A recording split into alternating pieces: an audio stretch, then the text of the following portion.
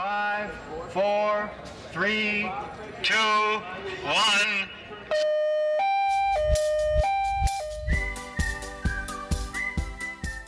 It was unique in itself at the time. These days we would say it went viral. People caught on to it and it was so funny and so real. It's killer, but you get up and you make it happen, and if you have to go in early, even though you know you're going to be there till 1 a.m. or 2 a.m., you do it because it's the auction. Once you get hooked into this thing, it was pretty addictive. It was just a lot of fun. You know, it wasn't work. It was just having a good time for a common cause. I don't think there was any other community event like it.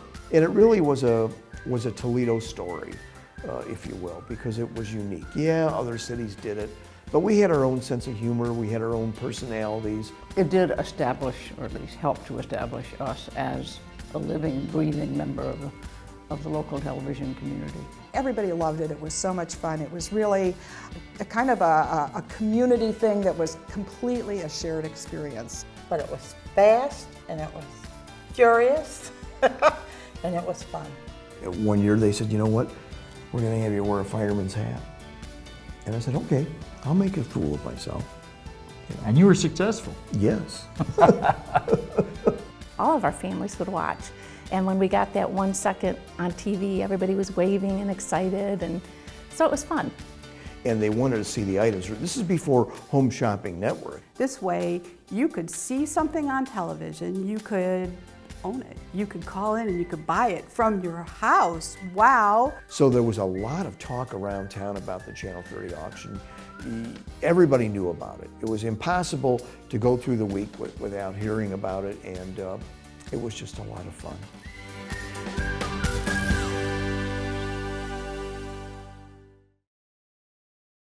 KeyBank is proud to support the production of Watch Bid Buy, the TV30 Auction Rewind. This look back reminds us how we can pull together as a community to make things happen, and proof we can do it again for a bright future in Toledo.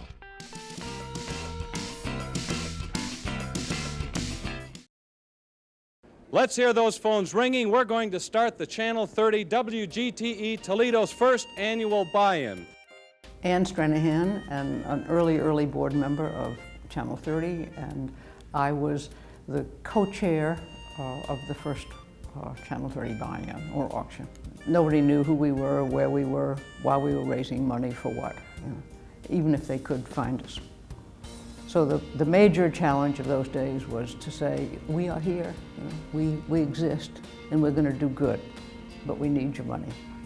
We had a perfectly wonderful, heroic station manager whose name was Helen Davis. And to give you a little bit of the background about the station, to explain some of the needs and the purpose and the reason for this buy-in through tonight's peek-in, Ms. Davis, would you please tell us a little bit about your station? We've been on the air for 8.5 years. Just within the past month, we've gone well over 1 million watts of power. Now we hope that the signal is being enjoyed by people in the entire part of northwestern Ohio. This, of course, has been an expensive move, and this auction, we hope, is going to get us off the hook a little bit. But we lined it up the way you line up any kind of a fundraising campaign. You have captains and you have teams, and you pick the best people you can. The phone rings, and that is you. That is our television audience, and without you, we are nothing. Before we began live, the first night of that first auction, Helen got us all in a huddle, and she said, all right, now, we're going to pray that the phones ring, because no one had any idea if anyone out there was even going to watch, much less call in. And the phones rang, and we raised just short of $30,000, which was amazing. I was so delightfully surprised the way that it functioned and worked. In the back of my mind, kept thinking, no, this isn't going to work. People aren't going to call up and bid $10 for a coffee pot or something like that. And they did. The mechanics are, ladies and gentlemen, that you are the people that are going to make this go. A number of your contemporaries, your friends, and your fellow citizens have contributed merchandise to the auction in order to make it a success. Now it depends on you. Organized chaos. That's a good way of putting it. With all due respect to the chairperson. Well, you know what? It was just that. It was loads of fun. It wasn't chaotic just in the early days. It was chaotic from the day it went on to the day it went off. It's just a chaotic process. It was loud. It was tiring. I mean, you came home exhausted, but it was a really good exhaustion. It was very loud in there and you could hardly hear. You had to really concentrate when you were on the phones to get the information that we needed to get to capture. But no, it was just a very fun, festive environment. I can remember having a beach ball or something one time, you know, like they'll do at a football game or something, and it would just be bouncing back and forth. All of the people watching it on TV would never see that, but just that was what was going on in the background. You know, you got people moving items in and out, setting up, you know, stages for the next boards that are open. So yeah, I mean, there's a lot of action going on. At home, it was nothing like what it was in the studio. I could not believe that it looked that polished. At home, I thought these people must know that we're all running around like crazy people. And items are coming in this way, they're going up on the display wheel, and then they're writing the items up on the bid boards, and then, you know, they're shown on television, then the table closes, and then those items come off and a new one comes in, you know, and it's just rotating. It was just like a well-oiled clock that just kind of moved in that sense. And so it was just pretty neat that you trusted everybody, but I think you kind of forget you're on television too, because you're having such a good time, and then you're like, oh, I'm on TV. You know? It was as much fun as anything I can remember because we were on a roll. It was working.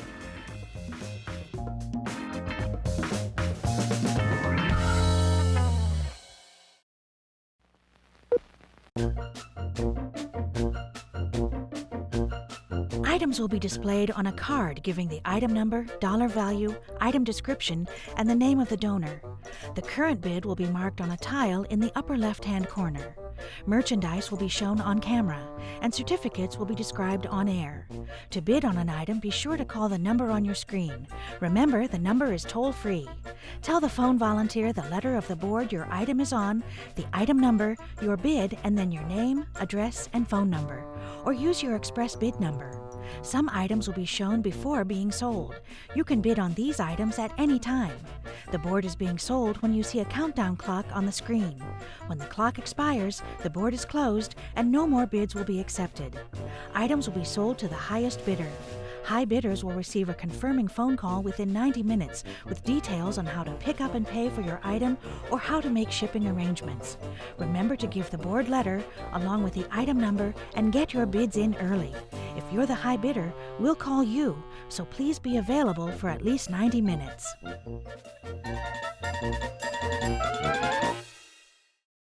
Everybody this year who donated was not getting on a bandwagon. They were helping to create the bandwagon, and we appreciate it. Well, it was hugely successful in terms of public awareness. That's true. And we had enormous support from local businesses of all sizes. Most of the people that donated the auction were really happy to do it and liked and enjoyed watching it and really wanted to participate, so it was an easy thing to do. And they did get their names mentioned all the time. I mean, it wasn't just once an hour. Well, and they'd come down and do the telephones, and you know, like the OI crew would always have OI T-shirts on. Yes, with Pink Panthers on them. You know, and we all had Pink Panthers we'd be playing with. And propped up in front of all the boards. And then some people, I think, when I called for the donors that were just cash donors, in a sense, to help with the production costs, they would be, oh yeah, definitely, expecting your call, happy to give.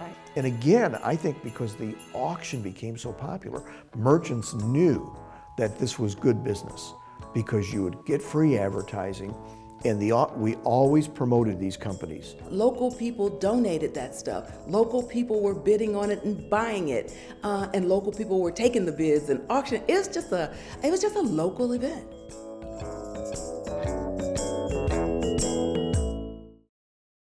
This rug is called Harrington and is approximately 6 by 9 in size. The design is a subtle grid with a floral border featuring blue and rose, and at the moment, me. The one item that I can always remember was Libino. Every year he would donate this beautiful piece of glass. Tickets to the symphony, or a special admission to an event.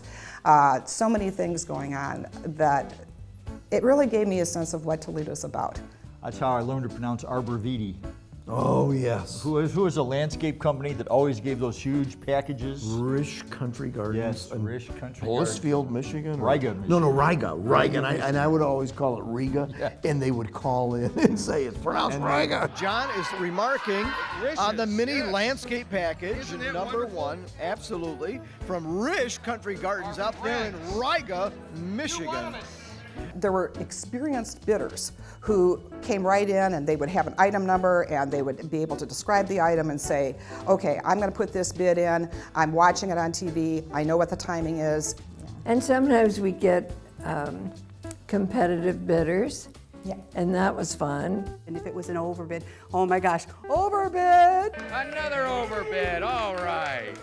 Everybody would get really excited if somebody bid more than the item was worth. Other people would call in and say, hey, I think I just saw something that interests me. I think it was maybe like dry cleaning service, but I'm not exactly sure what it was, but I think it's close to my house. The spectacular board was sold the last night of the auction, and it was the really big ticket stuff. That was the fur coats and the cruises and the diamonds.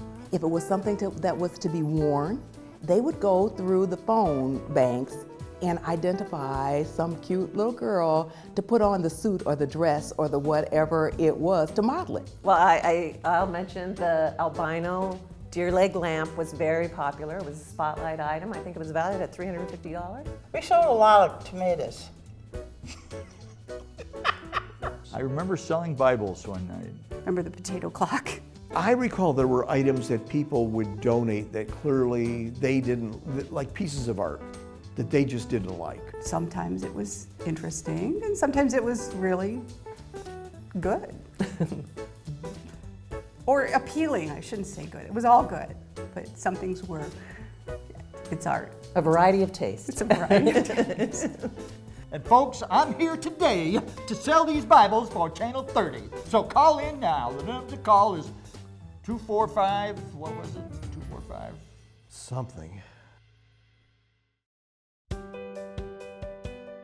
It's a shared experience. We talk about the volunteers taking vacation, taking the time off to participate in the auction, but in a sense it's this shared experience. The viewer at home, the donor of the merchandise, the people working in the studio, the people behind the scenes, they're all working on this one project in a sense, the TV 30 auction. And so it's just this community spirit that comes together to support WGTE. It was just a good feeling. People wanted to be a part of something that was positive, and WGTE is positive. These people were dedicated. And I think there were some people who couldn't write a check. Right. But could donate a night. It wasn't a paid job, it's a volunteer job, but it was something that we enjoyed doing. There was a cast of hundreds that were involved in the auction, couples, boyfriends, girlfriends, kids. People in the warehouse were so dedicated. Oh boy. They just did their jobs. They always got the merchandise out. And those are people who never had FaceTime. They were never on the air. Yep. But they worked their butts off back then. Yeah, they sure did. It was the spirit of camaraderie, and they loved seeing the items that came in, and they loved the fact that people out there on the phones were bidding and the phones were ringing. It generated a lot of excitement. And it just, any event like that is a feel-good event. People loved helping others, and it was, you could see the success. The people that made sure the boards had the proper writing on them about all of the items, and the people that had to make sure we were ready with certain items. And if you couldn't find an item, they were running around like crazy people to find those particular items. There just were hundreds of dedicated people that loved public television, that came down here, worked night after night, and many of those same people worked during the day, rushed downtown, and participated and stayed till 11 or 12 o'clock at night. I'm going to say there were three things. One, it was a genuinely great gang of people. Two, it was a great gang of people who actually watched Channel 30. And third, boy, do we get fed.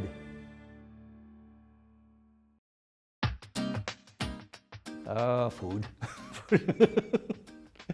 Constant food, you know, constant. There was always food. Oh, there was always food. Always. Food will get people to do just about anything. Pizza, we're gonna bring in chicken, we're gonna get pies from Schmuckers, we're gonna get these things, we're gonna bring them in. The food committee organized and got the donations. Because volunteers exist, they have to, they have to be refueled regularly. If not, they'll go home. And there was always something. I mean, there was popcorn, there was soda, there was ice cream, lots of popcorn. This is my friend Suzanne. Suzanne, what's in this yellow bag? Popcorn. The basic formula, lots of coffee, lots of donuts. Remember the bagels? I do remember the bagels. Pizza. We had subs, we had chili dogs. But the chili dogs were good too. Yeah, we ate a lot of chili dogs. What else did we have? Salads. Spaghettis and Yeah. you know, meatballs. It was always or the kind of stuff you Chinese didn't want on food. your shirt. Yeah. Yeah. Yeah. I mean, it was great. White Castles. When Yeah. White Castle thing about bringing White Castles in it. How to slice a pie in, 24. I can. Little thin slices. One night we had a company that did not show up to give the food, and we made soup from leftovers, and it was a big hit. One of our favorites was, Bob Evans' night. They would, I think it was Friday nights or whatever. Bob Evans' rib and coleslaw night. So we all tried to work that night. So. And we, the staff, would eat the leftovers the next day for lunch. And then we'd have to do introductions of the food people. Exactly, and that was always fun. Oh yeah, it was. Somebody come in from a restaurant, and, big trays of food, and we put them on air and say thanks to whoever this is. And usually we ate the stuff on Why, air. absolutely. While we talked to them. We probably gained 5 pounds every year. It was quite an experience.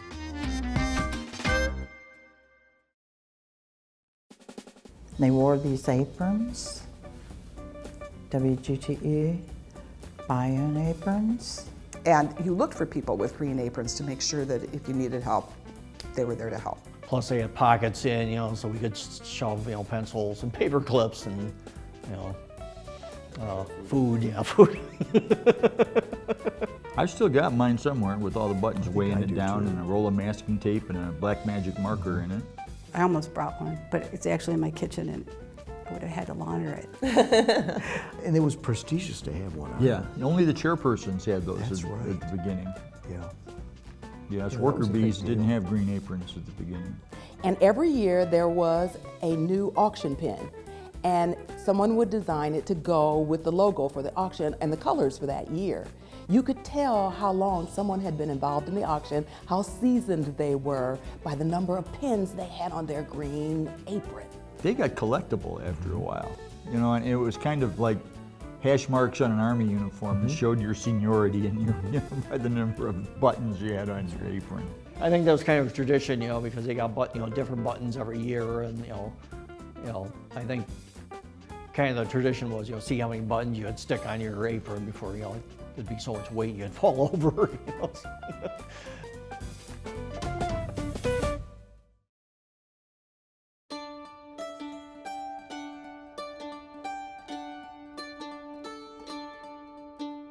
It just all came together where we weren't making a lot of money. It was taking too much of our production time. The whole source of volunteers became slimmer. And then the other thing that happened is television changed too, because we were no longer the only live thing on air. And then the fact that people just weren't buying things that way. I mean, all the ways you can go in online now and buy things were starting then. It meant a lot to come back for that last one and make it happen one more time. Most of the volunteers that would be repetitive, that are diehard volunteers, have been doing it forever. They really wanted to be part of the last one, and it was a party. It was fun. It was a lot of fun. You still have to be endeared to the auction because it was something that was like a persona that was taking over everything, and And it was something that you were doing that nobody else was doing. This is my notes. The last great TV30 auction is history. In spite of staffing problems, leaky roofs, last-minute relocation and telephone equipment woes, we managed to pull it all together and have a well-organized, successful fundraiser. The TV30 auction has always been an important event at WGTE. From that day in 1969 when the auction first signed on, we have had a yearly reunion of volunteers, donors, buyers, and staff coming together to raise the funds to help purchase the quality programs that are broadcast on WGTE. The TV30 auction, or the buy-in as we called it in those early years, will always be an important chapter in the history and success of our stations. A very special thank you to all of you who have been a part of this wonderful tradition over the past 30 years. Part of it was because we were so poor and so struggling, and this was such a terrific, difficult event. We were a team. We got to see the same people year after year, and we had CEOs down to cab drivers and everyone in between. It was like a family reunion every time it rolled around. We looked forward to it because we knew we were going to see those people again that maybe we hadn't seen during the year, and it was just a great time to see everyone. And even down to seeing the police officers that were our security guys. They were the same group that worked seemingly every year, and I think they had as much fun being down there with us as we had working the auction. Back in those days, there were this kind of cadre of, I don't know what, 30, 40 of us maybe, in all the different areas of the auction that never saw each other because we weren't all, social friends. We didn't all hang out together away from the auction. So it really was kind of like summer camp. And you saw the same people. So many of the same people came back. And you didn't, like John said earlier, you didn't really see them during the course of the year, the other months, unless you ran into them at the store or something. So you're sitting in the food area and people showing their baby pictures, the baby you didn't know they had over the course of the year. With me right now is Jack Shell. Jack is engineering. He's one of the fellows you never see, but he always sees you. And something very nice has happened at Jack's house. Jack? Yeah, we had a brand new baby boy last night, born at St. Vincent's at 12 after 6, and he weighed in at 8 pounds, 6 ounces, and his first name is Jay. Jay Shell. Let's hear it. Okay. Hey. You met some of the neatest people, and I'm still friends with people today. And again, many of these people were behind the scenes, and they did hard work, and they didn't want any credit. They didn't want to be on TV. They just wanted to help out, get the merchandise out. They wanted to make sure the food was delivered and was set up, and that there were napkins and paper plates and cups for coffee and things of that nature. There are people I haven't seen for 40, 44, 46 years that I do bump into at movies or in the supermarket, and we just beam because they were part of those beginning auctions. And you can't define it, but it always happens when people come together and work on something. And I think a lot of the relationships that maintained over the years with people in the community and with other fellow employees was sort of, I guess, deepened, for lack of a better word, while the auction was going on, because you got people at their best and you got people at their worst, and you still loved them, so life was okay. The point is that it was a family atmosphere, and people really look forward to seeing everybody. It was kind of like you rent that cottage out every year in July, the first 2 weeks, and you keep seeing the same people year after year, and you become close friends, and you get caught up on what's happening. That was really the spirit of the Channel 30 auction.